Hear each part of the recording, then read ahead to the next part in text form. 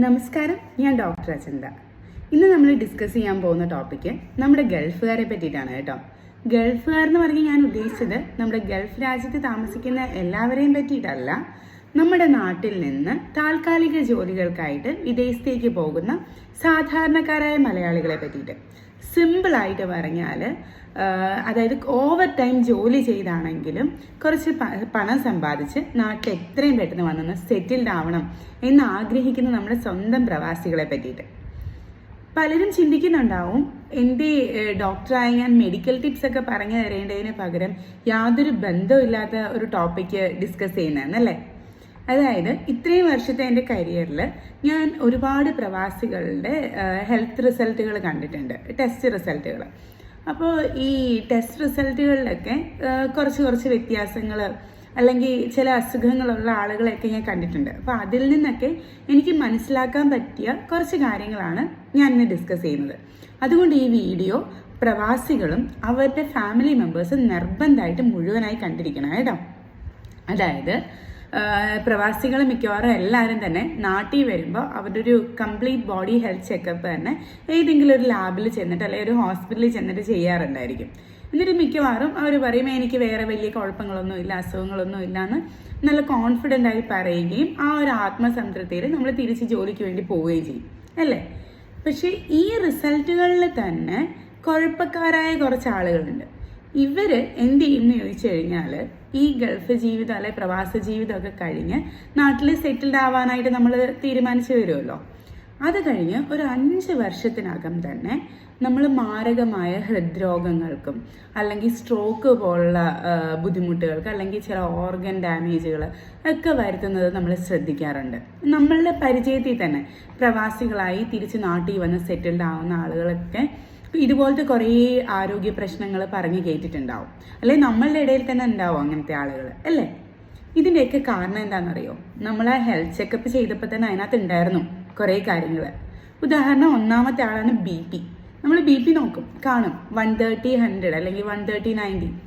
കുഴപ്പമില്ല, 130 ഉള്ളൂ BP എന്ന് പറഞ്ഞിട്ട് അങ്ങനെ അങ്ങ് പോകും. നമ്മൾ ശരിക്കും BPക്ക് 2 പാർട്ടുണ്ട്.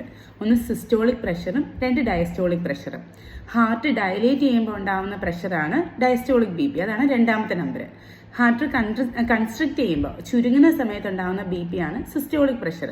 അതാണ് നമ്മൾ ഒന്നാമതായിട്ട് പറയുന്നത്. അതായത് 120 ബാർ എന്ന് പറയുന്ന ആ 120 എന്ന് പറയുന്നതാണ് സിസ്റ്റോളിക് BP. 90 അല്ലെങ്കിൽ 100 എന്നൊക്കെ പറയുന്നതാണ് രണ്ടാമത് വരുന്ന നമ്പറാണ് ഡയസ്റ്റോളിക് BP. അപ്പോൾ ഈ ഡയസ്റ്റോളിക് BP മിക്കവാറും ഒരു കുറേ വർഷം പ്രവാസ ജീവിതം കഴിഞ്ഞ് കഴിയുമ്പോൾ തന്നെ ഒരു ബോർഡർ ലൈൻ എത്തും. 90, 100 എന്നൊക്കെ 2ാമത്തെ നമ്പർ കാണിക്കും. പക്ഷേ first number systolic BP normal ആകുന്നതുകൊണ്ട് തന്നെ നമ്മളതിനെ ശ്രദ്ധിക്കാറേ ഇല്ല. ഇതിനൊരു പ്രശ്നമായിട്ട് നമ്മൾ കൺസിഡർ ചെയ്യാറില്ല. രണ്ടാമത് BPയുടെ സഹോദരങ്ങൾ നമ്മൾ ഷുഗറും കൊളസ്ട്രോളും ഒക്കെ. ഓക്കെ, അപ്പോൾ തൊട്ട് പുറകെ ഷുഗർ ഒരു 140, 150 ആ റേഞ്ചൊക്കെ ഉണ്ടാവും. കുഴപ്പമില്ല, ഡോക്ടർമാരെ കാണുമ്പോൾ ഇപ്പം മരുന്ന് കഴിക്കേണ്ടതില്ല. അവർ പറയും കൺട്രോൾ ചെയ്യാതാൽ മതി, അല്ലെ കൺട്രോൾ ചെയ്യണം. എവിടെ ചെയ്യാൻ? അപ്പോൾ ഓർക്കും, അവിടെ ചെല്ലുമ്പോൾ നമ്മുടെ ജോലിയിലേക്കൊക്കെ കടക്കുമ്പോൾ അതങ്ങ് മറക്കും. എന്നാൽ നാട്ടിൽ വരുമ്പോഴോ, നാട്ടിൽ വന്നതിൻ്റെ ആഘോഷത്തിലും അതങ്ങ് മറക്കും. പിന്നെ ഈ ചെക്കപ്പ് ചെയ്യുമ്പോൾ ആ ഒരു ദിവസത്തേക്ക് ആലോചിക്കും, ഷുഗർ 150 കൺട്രോൾ ചെയ്യണം. ഒരു കൺട്രോളും നടക്കാറില്ല. അത് കഴിഞ്ഞ് കൊളസ്ട്രോളും അതുപോലെ തന്നെ. ടോട്ടൽ കൊളസ്ട്രോൾ നോക്കുമ്പോൾ ചിലപ്പോൾ നോർമൽ ആയിരിക്കും കേട്ടോ. പക്ഷേ ചീത്ത കൊളസ്ട്രോളായ ട്രൈഗ്ലിസറൈഡ്സ് അല്ലെ LDL ഒക്കെ നോക്കുമ്പോൾ കുറേ എലിവേറ്റഡ് ആയിട്ട് കാണാറുണ്ട്. ഇതിൻ്റെ പ്രധാന കാരണക്കാരാരെന്നറിയോ? നമ്മൾ ഓവർ ടൈം വർക്ക് ചെയ്യില്ലേ? ഓവർ ടൈം വർക്ക് ചെയ്യുമ്പോൾ രാത്രി ഉറങ്ങാതിരിക്കുമ്പോൾ നമ്മുടെ സ്ട്രെസ് ലെവൽ കൂടുകയും സ്ട്രെസ് ഹോർമോൺസ് കൂടുതൽ റിലീസ് ചെയ്യുകയും ചെയ്യും. അങ്ങനെ നമ്മളിൽ വണ്ണം കൂടും, വെയിറ്റ് കൂടും, കൊടവയറ് വയ്ക്കും, അല്ലെങ്കിൽ ഇതുപോലെ BP, ഷുഗർ, കൊളസ്ട്രോളൊക്കെ എലിവേറ്റഡ് ആവാനും കാരണമാണ്.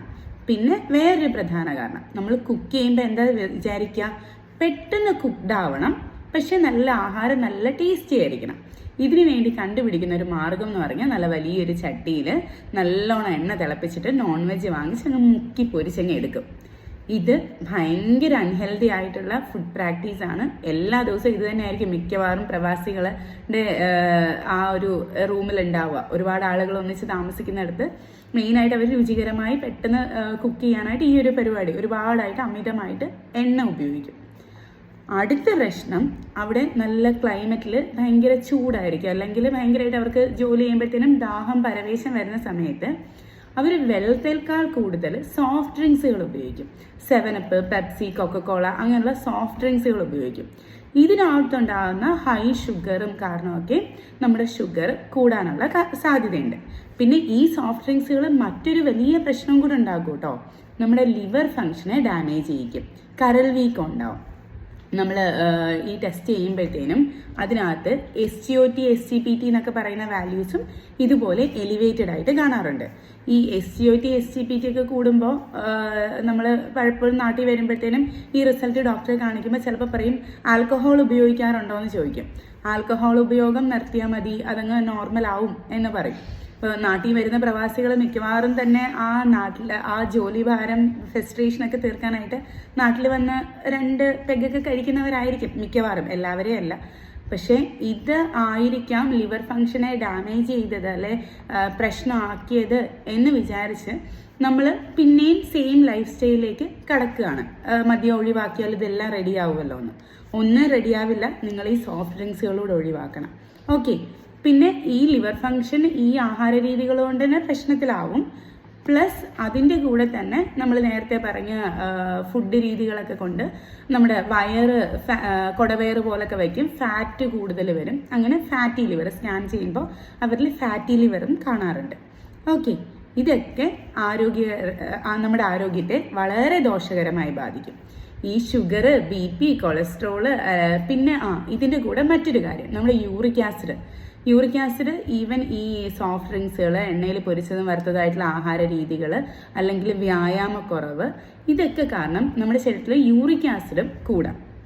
ഈവൻ യൂറിക് ആസിഡും പല സ്ഥലത്തും അടിഞ്ഞുകൂടി ബ്ലോക്കുകൾ സൃഷ്ടിക്കും കേട്ടോ. അപ്പോൾ യൂറിക് ആസിഡ് കൂടുന്നത് ആകെ നമ്മൾക്കറിയാവുന്ന യൂറിക് ആസിഡ് കൂടിയ ദേഹം വേദന വരുന്നത് മാത്രം.